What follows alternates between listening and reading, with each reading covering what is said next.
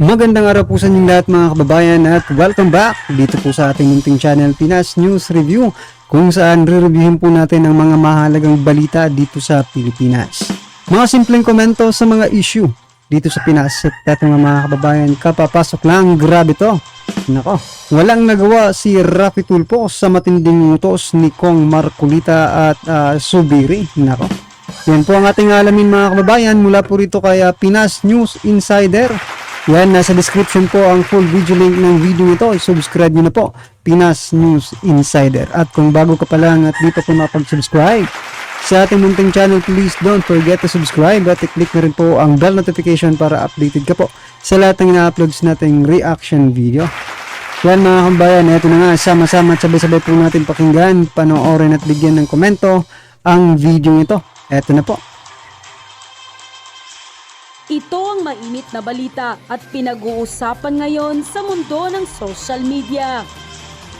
Matapang at harap-harapang kinontra ni Congressman Rodante Marcoleta si Senator Raffy Tulfo sa di umano'y pangbubuli nito sa mga kapwa senador at sa iba pang opisyal ng gobyerno na tila walang imik sa mga paduksada ni Senator Raffy Tulfo.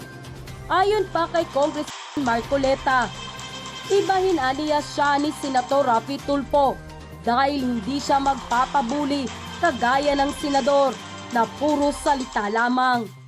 Nagugat ang girian matapos aniya ang panukala ni Senator Raffy Tulfo na kumuha ng pondo sa ibang ahensya na nagkakahalaga ng 1 bilyong piso at ang kalahati nito na 500 million peso ay ilalagay sa DICT na kung saan ay hindi pumayag ang kanyang mga kasamahan at ang Kamara o mga congressman na isinusisi ngayon ni Senator Raffy Tulfo. Matatandaang si Tulfo ang chairman ng Committee on Energy, subalit binuking ito ni Congressman Marcoleta. Aniya ay wala umano itong nagawa para mapababa ang singil ng kuryente sa ating bansa at puro lamang aniya pasikat ito sa marami sa ating mga kababayan.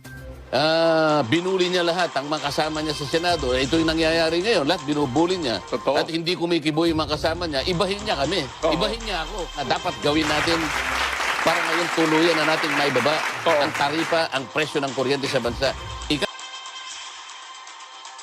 So yan mga kabayan, no, marami po talagang nagulat, no, dito sa ibinulgar ni Congressman Marcoleta, no, dito kaya Senator Raffy Tulfo. Siya pala ang chairman ng Committee on Energy, no.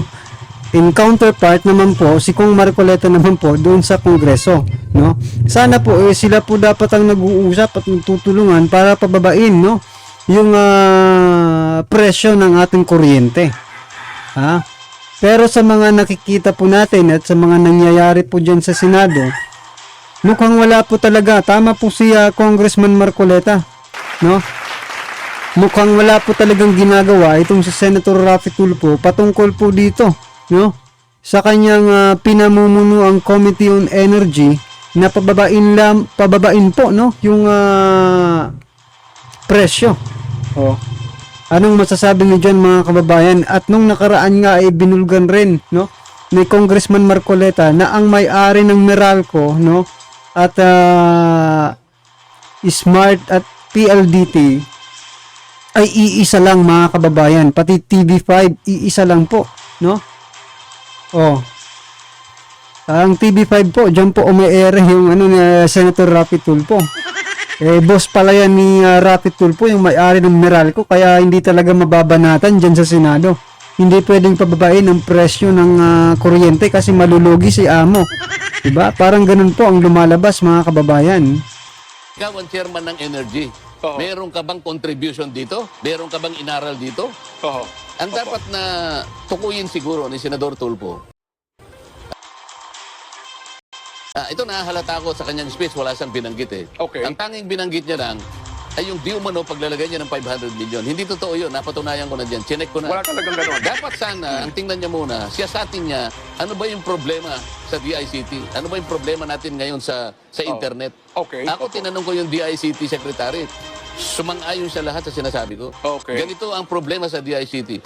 Kahit maglagay pa si Senador Tulfo ng 10 billion pesos na budget ng Oo. institutional kasi ang ito eh. Opo. Confidential budget, kahit na maglagay ka pa ng 10 billion confidential budget, walang mangyayari kapag yung structural problem sa ating internet, broadband and mobile ay hindi mo inayos. Nang lumabas nga ang balitang ito, ay hindi naman mapigilan ng marami sa ating mga kababayan na magbigay ng kanilang hinaing at komento sa mundo ng social media.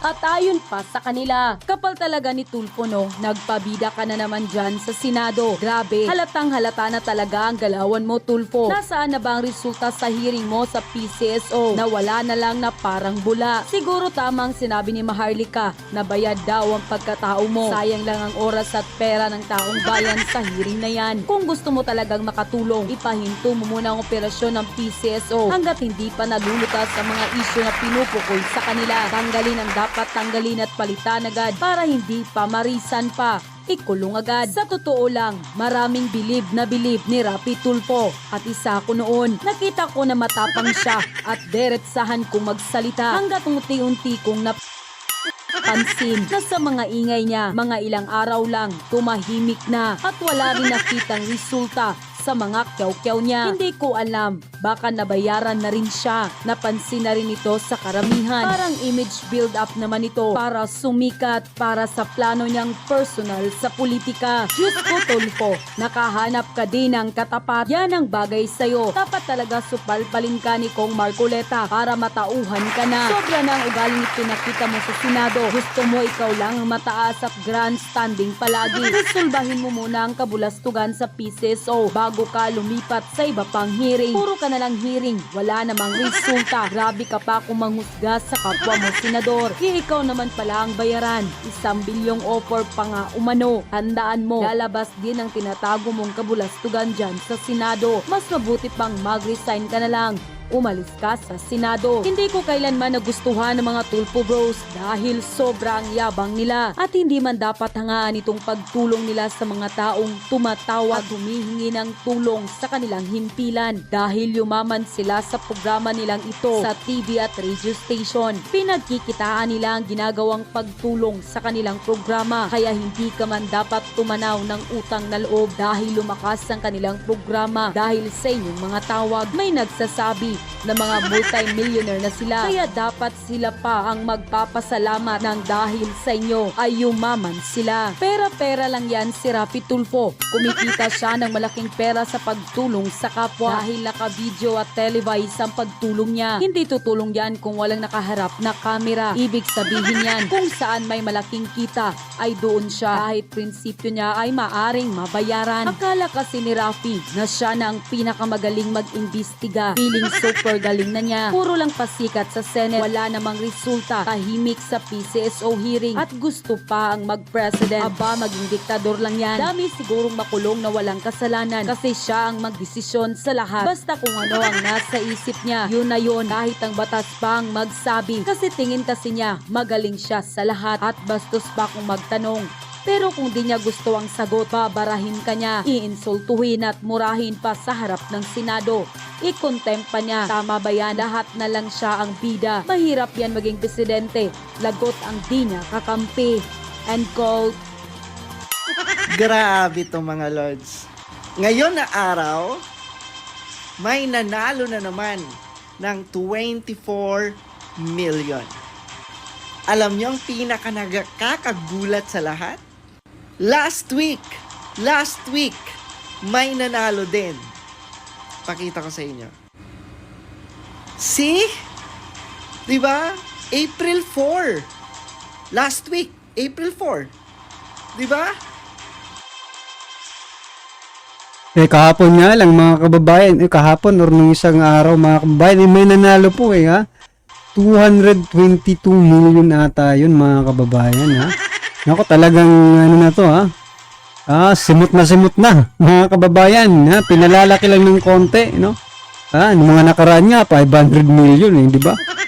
Sunod-sunod pa yun, nung December, mga kababayan, sinisimot po ang, wala talagang mapapala dito yung mananayan, no, mga ka-review. Hanggat may tumataya, may masisimot itong mga hinayutak ng mga ito.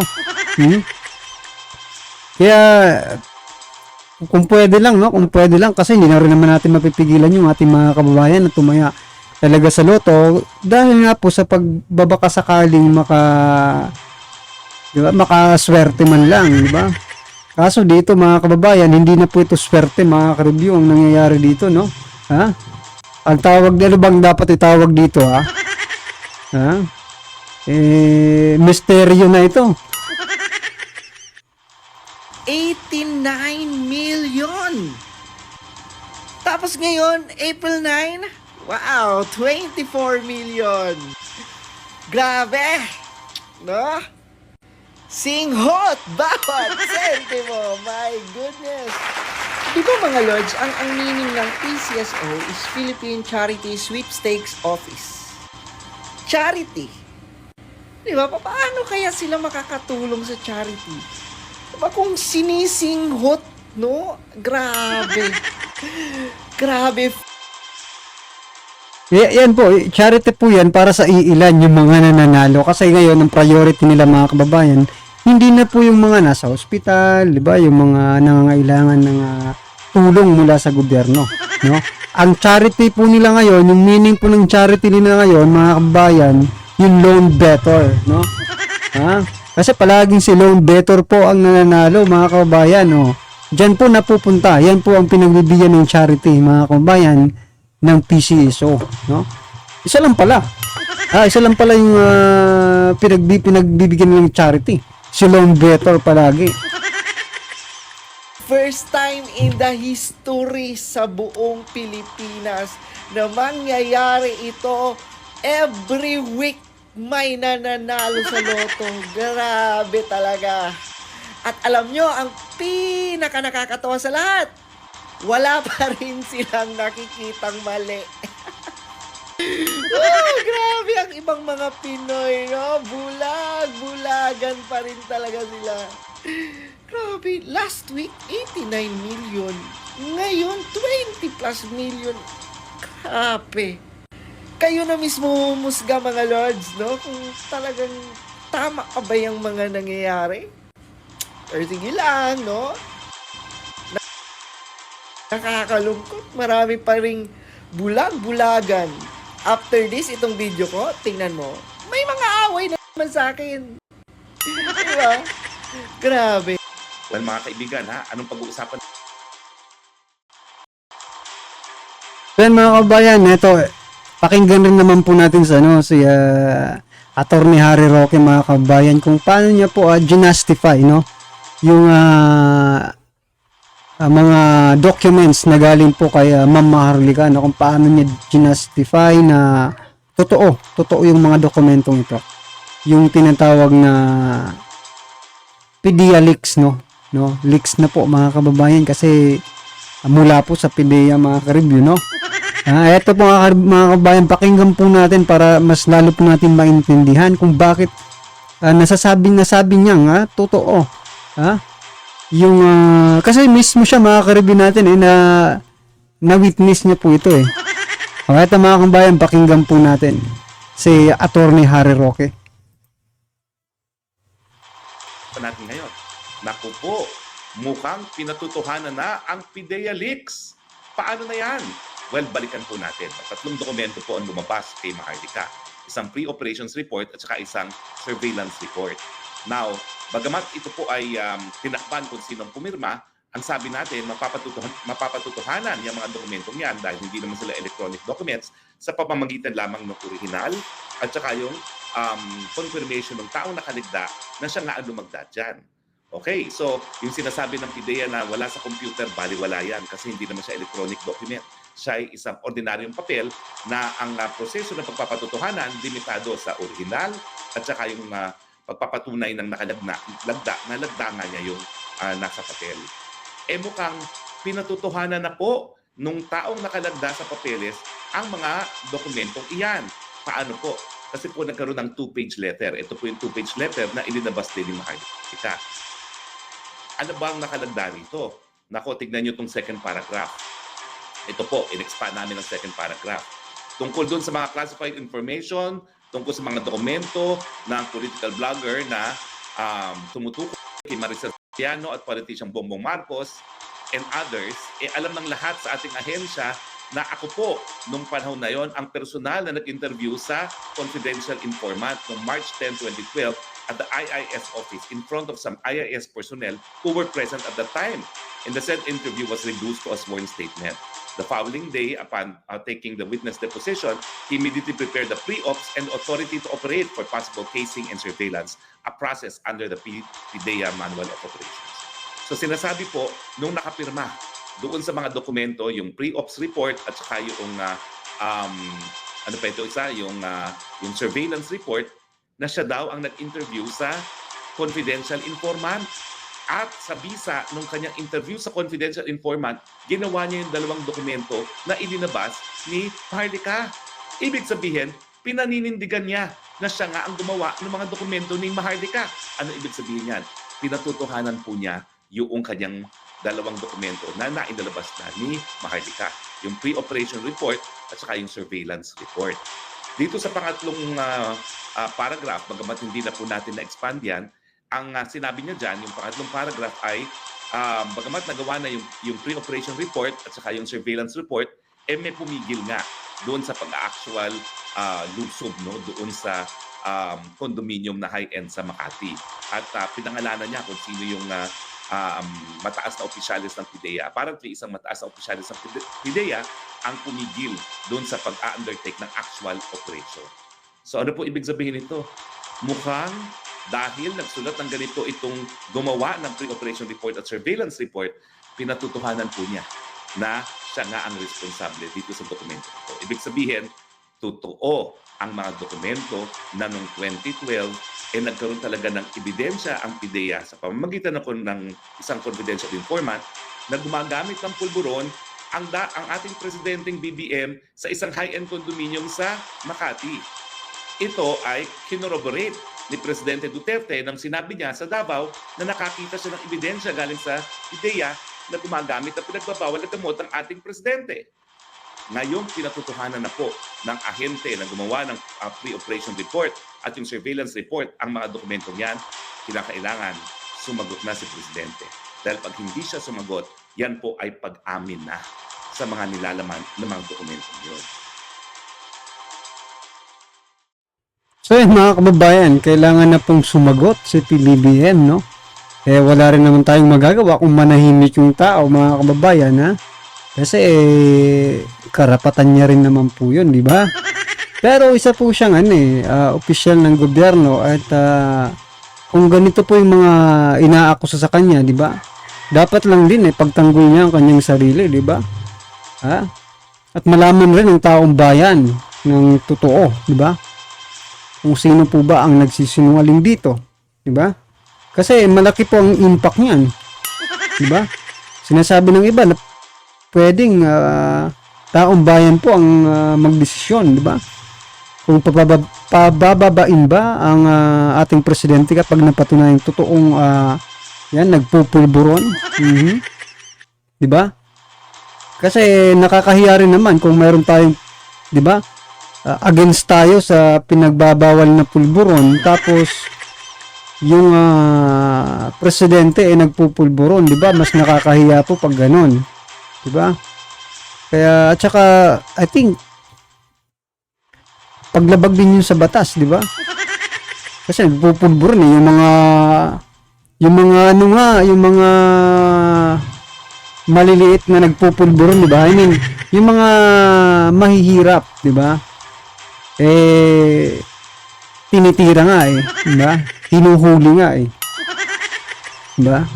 Wala pang wala pang posisyon sa ating gobyerno. Ibig sabihin, konti lang po ang kanyang koneksyon. Paano pag ganito, presidente, malaki ang koneksyon nito, di ba? O yun lang mga kabayan, kung true, kasi mahirap din naman kasi yung niya, Di ba ang impeachment ay nagsisimula yan sa Kongreso. Yung Kongreso, hawak po eh. Pagdating po sa Senado, may mga kakampi rin, di ba? Kaya mahirap pong sabihin na kahit pa siguro mapatunayan yan, hindi pa rin siguro may impeach mga kababayan. Sa palagay niyo po, ha? Kung hindi man sa Kongreso manggaling yung impeachment, no? Eto kung sakali lang naman, ha? At opinion lang po ito. Baka taong bayan talaga ang maging solusyon, no? Taong bayan talaga ang maging solusyon para mawala ang sinasabing pulboronic administration. Yan mga kabayan. Ano man po ang inyong reaksyon, komento sa video ito. Comment lang po sa baba para at least alam po ng ating mga kababayan ng inyo pong nararamdaman, opinion patungkol po rito, right? Yan, kung bago ka pa lang at di pa po napag-subscribe sa ating munting channel, please don't forget to subscribe at i-click na rin po ang bell notification para updated po kayo sa lahat ng na-uploads nating reaction video. Huwag din po kalimutan mag-subscribe kay Pinas News Insider. Yan, nasa description po ang full video ng video nito. Subscribe na po kayo kay Pinas News Insider. Maraming salamat po.